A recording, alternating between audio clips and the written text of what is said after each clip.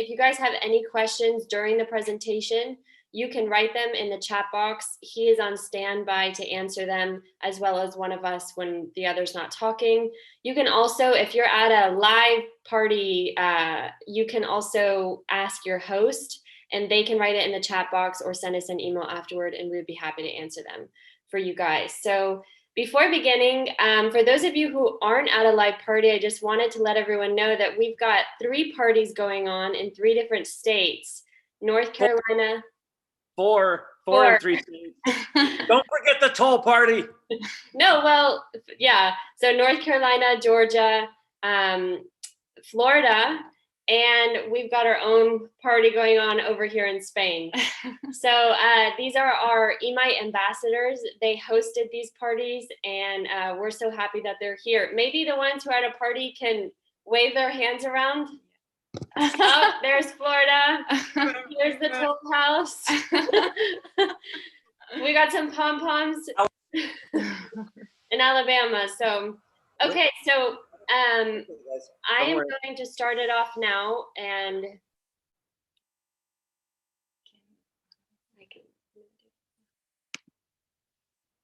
so who we are, who is eMite, because a lot of you may not know who we are, and I kind of want to explain it a little bit in the beginning. So eMite is a nonprofit based in Belmont, North Carolina, and we are dedicated to connecting givers with impactful charity projects around the world. I like to say we're a matchmaker of some sorts, but we really are so much more than that. That's just kind of an easy way to simplify it. At eMite, we endeavor to help people. That's essentially where it all started. And we help people in the charitable transaction. We help partner organizations accomplish their mission by gathering resources such as funding. And we help donors easily find impactful projects to get involved with and to give to. And amongst all of us, we have decades worth of experience in the mission field. And one thing we know for sure is that there is a tremendous amount of need around the world, and there is a tremendous amount of resources. And we want to combine those two to make something great. So where did eMite come from? The word eMite, our name and everything. It's actually based off of the widow's mite in Mark 12. And it's when Jesus was in Jerusalem in the temple in front of the treasury, and he concentrated on a poor widow, and she gave a donation, but she gave a very small donation. It was actually 2 coins, and it amounted to a mite, and that's where we get mite.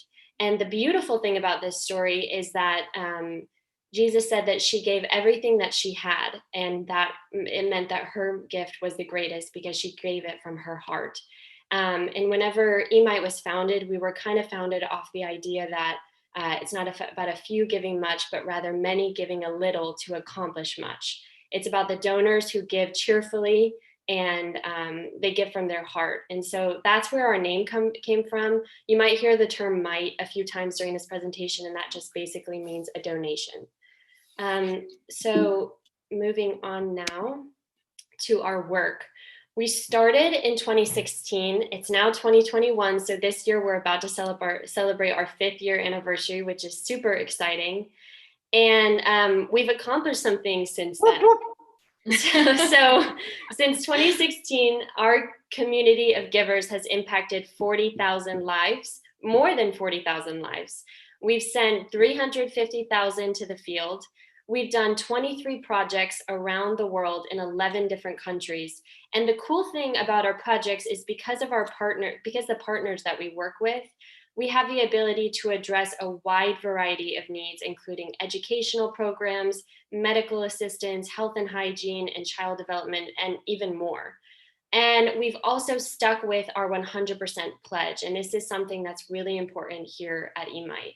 And basically, this is our pledge to our community of givers. It means that every dollar or every mite given to a specific project will be used for the sole purpose of completing that project. It is sent directly to the field. This is huge because we believe that it provides the most significant impact and benefit for both the giver and the people who are impacted by your gift. It's important for us to honor your gift and make sure you know that it's out there doing good. So I am now going to bring you to our map. our super cool map, which are all the countries that we have worked in since 2016. So as you can see, we've worked around the world. We've worked with various partners, Ethiopia, Uganda, India, the Philippines, the United States, Honduras. And I'm excited because we're going to be adding to this list in 2021. And I'm going to pass it off to Milanita, who is going to reveal our new 2021 projects for this quarter. And she's also going to tell us about our upcoming partnerships. So Milanita, oh, this is our project coordinator. Hello. She's awesome. Hello, everyone. So Milanita, take it away. Yes. Okay. So thank you, Madison. So as you were saying, we started out this new year by releasing our Project 24 that you can see right now, which is in partnership with Soul Hope. This is our second time actually partnering with this amazing Ugandan-based organization. And for Project 24, Healing Souls All Year Long, our giving community will sponsor 12 jigger removal clinics in 2021. So bringing health and hope to thousands of individuals.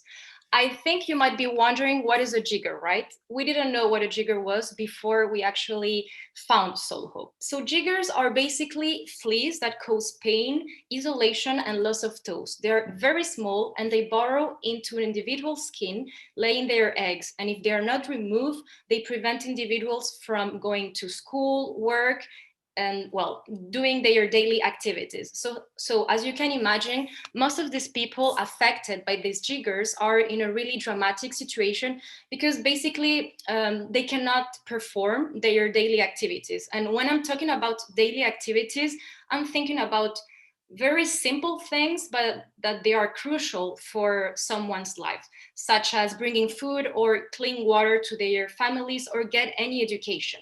So why this project is so impactful? Because during each jigger removal clinic, around 200 patients are treated. That makes 2,400 individuals in just 1 year. Imagine how many lives are impacted through these clinics. But after each medical treatment, the patients are moved into the most, I would say, impactful and long-lasting part of Soul Hope's process, which is education. Thanks to this education, they empower people to maintain a jigger-free life. Thinking that one simple treatment can change a person's life forever has made Soul Hope the perfect partner in field to impact lives in Uganda. So now I wanted to present you our Project 25, Place for Food and Fellowship. So this project will also take place in Uganda at the Magoli Academy for Children. This is actually our first time partnering with Child Crisis Center Uganda. And in this project, for this occasion, our giving community will sponsor the building of a proper cafeteria and kitchen. So currently, this school lacks of proper cooking facilities and a lunch area. Now the cook makes meals in pots on the edge of the field next to the school, which is very labor intensive and it takes quite a long time to prepare the food this way. So, and even during rainy days, during the rainy season, she tries to find protection under a few trees around, but she's not always successful. So I just want you to picture, could you imagine cooking outside on the ground during rainy days, or even being just a student and going without a meal all day long? So this is what is happening right now for hundreds of children in this school. So that is the reason why we decided to partner with Child Crisis Center Uganda to try, we're on a mission to change this situation. Yeah. And I also wanted to present you our project number 26, Escaping Homelessness. We have partnered with Hope for Life, which is a small but mighty grassroots organization that provide youth with holistic, family-centered and trauma-informed interventions to escape homelessness and achieve a flourishing future in Rwanda.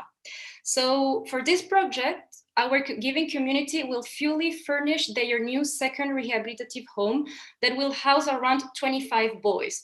So basically, these boys will receive rehabilitative care 24 hours a day, 7 days a week, including education, physical and mental health services, faith formation, and family reconciliation.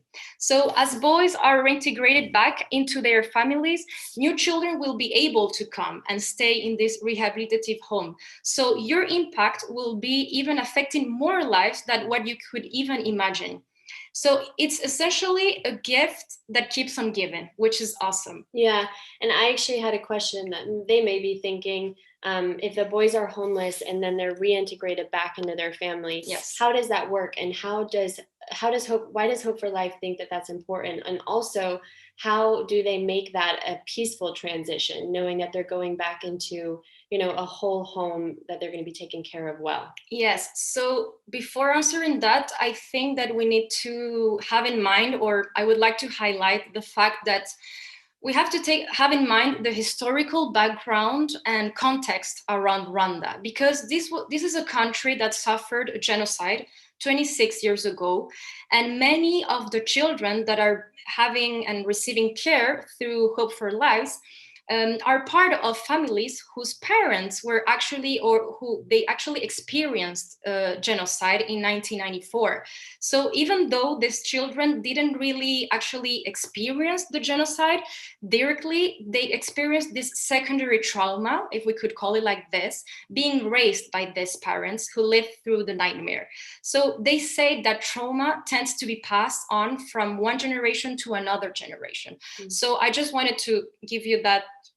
I would like you to have that in mind, because most of the children that are treated thanks to Hope for Life, they decide to just leave their houses and go to the street because they're having a hard time in their families, but because of this situation. But there are also cases of children that have been suffering abuses, or they haven't been taken care of properly because their family, they don't have the economical means. So what Hope for Life does is that they have a whole holistic program where they implement psychological treatment, economical empowerment programs, because it's also important for them to make sure that once the children will go back to their families, these families will be just not open emotionally, but they will be also able to take care economically for them. Right. So it's a whole holistic approach. Exactly. Yeah. Exactly. And I think, well, this is our last project for this first quarter, our project 27. Someone is coming into the, sorry. Okay. So this is our last project for this first quarter, healthcare for Haiti. So it will take place, of course, in Haiti. And well, I don't know if you were aware of this, but two of the major barriers to healthcare in Haiti are, one, the lack of providers, and two, the lack of transportation. So for those who cannot really get care and tested, they're basically for those who can travel to get care and tested, they're basically left without proper health care. So there is no public transportation, and when there is transportation, it's very expensive. So I just urge you to think 1 second and picture yourself simply not having access to basic health services because you cannot easily reach a medical facility. That's it. That sounds crazy, right? Well, that is the reality for thousands of people in Haiti. And well, after extensive research, fortunately, we found Hands Up for Haiti, which is an organization that delivers life-saving healthcare to the sickest and most impoverished people of northern Haiti. And for this particular project, our giving community will sponsor the setting up of a laboratory at Hands Up for Haiti's main office, which is in Madeleine. It's a neighborhood in Cape Asian that currently serves a population of more than 20,000 people. So imagine how impactful this project will be. So in this laboratory, doctors and nurses will provide testing services to women in their prenatal program, children in their food programs, and basically any individual who exhibits signs of underlying health conditions. So imagine how many lives we will be reaching in northern Haiti thanks to the establishment of this laboratory. Yeah, it's going to be huge. Yes. These are big projects, and we're excited, guys. Thank you for sharing our first quarter one project drop. We really can't wait. There was a lot of hours of research and vetting that went into this to pick these projects. So we really know that they're going to make an impact. And before we move on, I want to show you guys our celebration video for Project 12, which was in partnership with Soul Hope. And she talked briefly about Soul Hope. And this is going to give you excellent insight into what jiggers are and how Mite will be helping in Project 24 in Uganda solve that major issue. So Milanita is going to play this video. I am hoping that you guys are going to be able to hear it. Yes. Let us know if you don't hear it, please. Well, we might want to open this, but.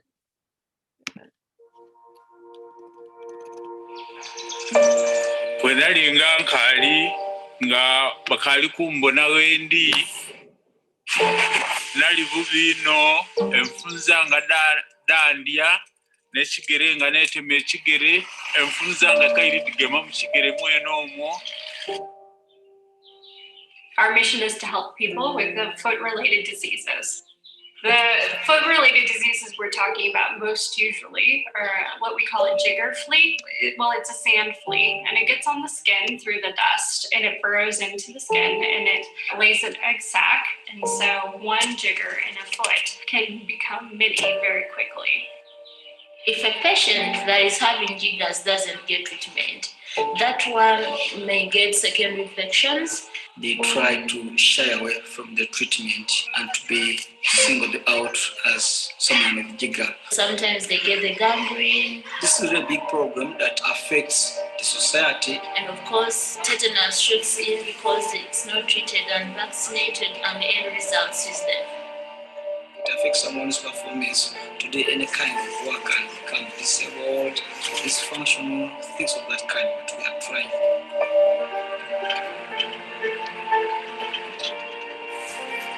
So today we went to some district called Biende. We worked on 150 patients. We washed their feet. We do remove jiggers. We give care kits after the education is done, and then we give them a pair of shoes after we are done. It's very difficult to find a job in Uganda that pays money. For a family of 3 or 4 children to have a fair wage coming in as income is a huge impact on them and their future. One of the biggest impacts that Soul Hope is having on the community here is employing a bunch of the locals. Recently, Mite has helped us buy some new supplies for the workshop. It's a huge barrier to being able to grow. So if you don't have the equipment and supplies, it just wouldn't work. And so this new equipment does allow us to grow our staff. Soul Hope's shoemaking process begins with our donors who collect recycled materials like denim, rubber, and then send it all the way across to Uganda. From there, our team of staff chops up the materials, glues it together, and build the finished shoes.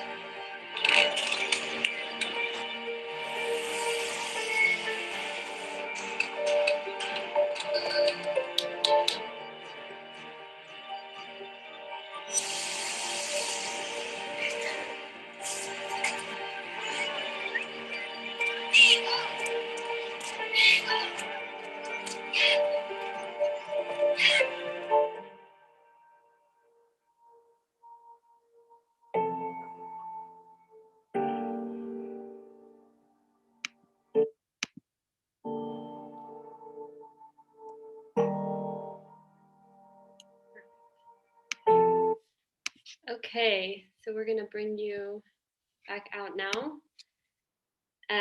That is one of my favorite videos. It's so beautiful. And just so you guys know, for those who might not know a whole lot about us, we do go in field for every single one of our projects. This is our way of connecting our givers with their gift. And so we provide in-field updates, live in-field updates, and then finally a celebration video. And that just really shows proof of your impact. And it shows, you know, it makes that connection that just otherwise wouldn't be there. So if you guys want to go and check out the rest of our celebration videos, they are on our website. But now I want to move on to our Doubly Good Matching Challenge to tell you guys how you can get involved. So we've kind of showed you guys who we are, our upcoming projects, which is so exciting. And I want to show you guys our Doubly Good Matching Challenge. So back in November of 2020, we released our first ever Doubly Good matching challenge, and our goal was to raise 100,000.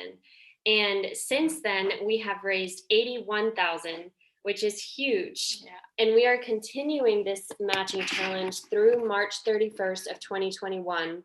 And we are excited to raise the remaining 19%.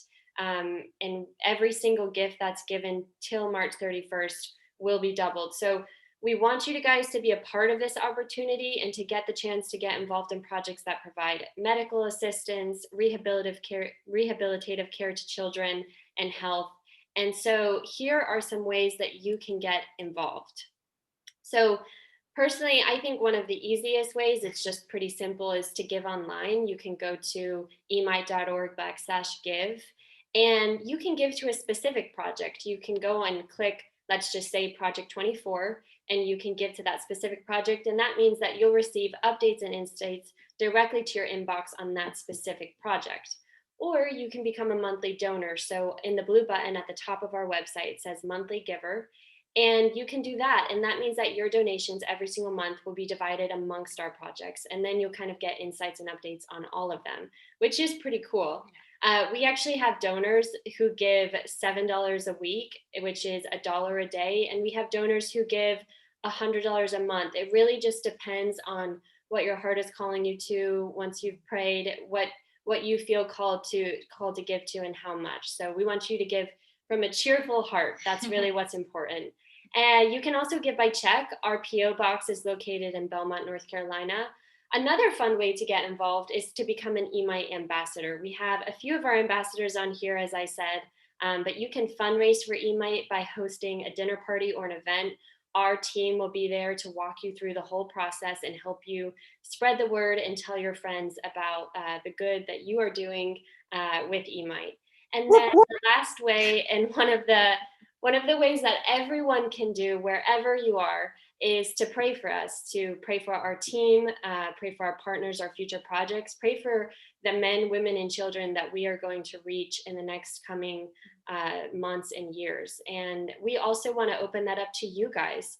We've got a team of people that want to receive your prayer request and pray for you. So please feel free to reach out to us, which Milanita is now going to go over. How can you contact us? Yes, so we really want to stay contacted and connected with you. So here you have all the ways you can contact us, including email at giving@emite.org, our phone, our address, and of course you can also follow us on Instagram, Facebook, LinkedIn to see some behind the scenes. So our account is at emite.org.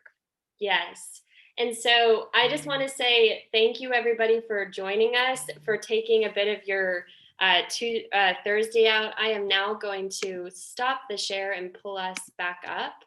Yes. Yeah, there you are. Thank you guys for taking some time out. I hope that gave you some insight into who we are and what we do and what we have coming up.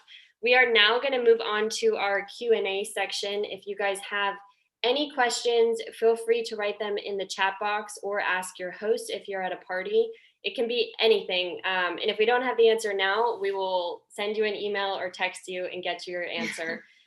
We do have a few questions that we commonly get, maybe you wouldn't think of, or maybe you would. So one of the questions that we get is, how do we choose our partners? And as my dad was just saying, researching and vetting nonprofits is a huge part of Milanita and I's job. We spend a lot of time doing it.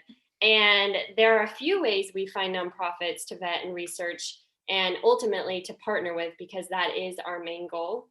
So the first is identification, and that's really whenever we sit down as a team or someone comes to us and we identify a problem or an issue that's currently happening, and we make it our mission to try to help solve that problem or to find a nonprofit that's currently working in the mission field, working towards solving that. So then we'll go out and we will search for top rated nonprofits, and we'll use nonprofit raters similar to Charity Navigator, Great Nonprofits, or GuideStar.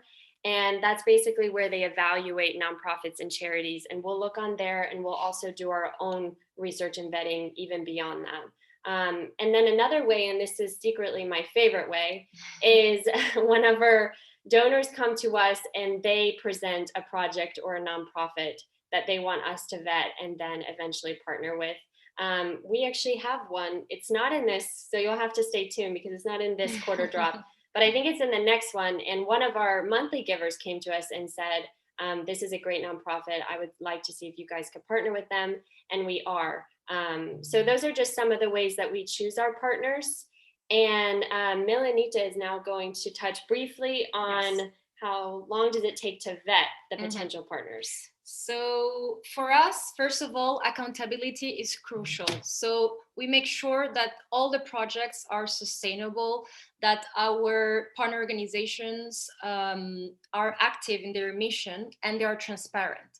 So that way we know that our donors are giving to truly impactful projects. So for example, last year we researched and vetted around 85 nonprofits, and out of those 85 nonprofits, we choose 10%, or I would say even less than 10%, to partner with them in 2021. So on average, I would say that in order to to completely vet a nonprofit, it takes between 2 to 3 weeks. And from point of contact to sign an agreement and then to establish a partnership. So that's one example of how we always do our due diligence and our homework on each of the partner organizations. So we're getting a few questions coming in. I think Scott is answering them, but we'll just go ahead and say them or talk about them. Once we give, what are some ways that we are kept updated on how our money is doing good? That's an excellent question. So once you give, we update you over email. You can also obviously stay updated on our Instagram and on our social media. But if you give to a particular project, or if you're a monthly giver, you would get updates straight to your inbox. You can also view them on our website, but you would be weekly updated. And when we're in field, if you're following us on our social media, you're actually daily updated from one of us or from someone else that is in field. And then finally, at the very end, the celebration video is compiled and that is sent directly to you. So you know all the kids or individuals that you impacted and exactly how.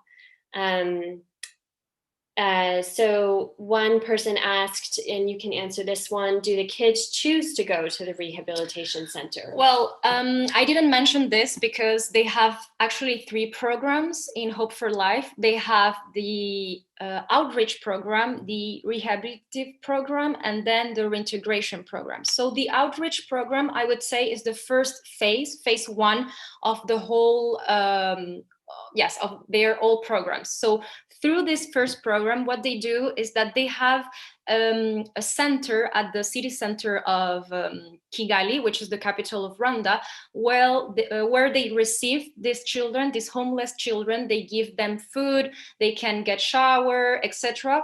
And they can go there once or twice per week. And this program, the main idea of this program is try to identify which children can actually be hosted on the rehabilitative program. So once they go through many weeks of going on a weekly basis to this center, and if there is a spot, there is a place on the rehabilitative home, then they decide to move this kid to the rehabilitative home. Of course, if there is any communication with the families, they have to contact them before. Yeah. So that's more or less how it works. Yeah. However, but this is something that I cannot give too many details right now because currently the Rwandan government, they are implementing some new restrictions. So this year they will see if it is possible to still keep on doing this way of let's say this program, because they're trying to take all the homeless children and put them into, I don't know how to say this, public, no orphanage, but public institutions. So they are doing they're implementing new restrictions. So probably this part of the program will be modified this year. And they also asked, are the parents involved in the rehabilitation center for the children? And how do they provide financial care for the families? Do they help provide jobs? Yes, so the families are involved at the end. I would say more or less at the end of the rehabilitative program, because at the beginning they have to make sure that these children can actually keep the contact, because some of them have been abused in their families. So what they do is try, if they have been victims of abuse, what they do is try to find other relatives where these children could be eventually going back home. So once they identify another relative that could actually take them, they involve this relative into the program.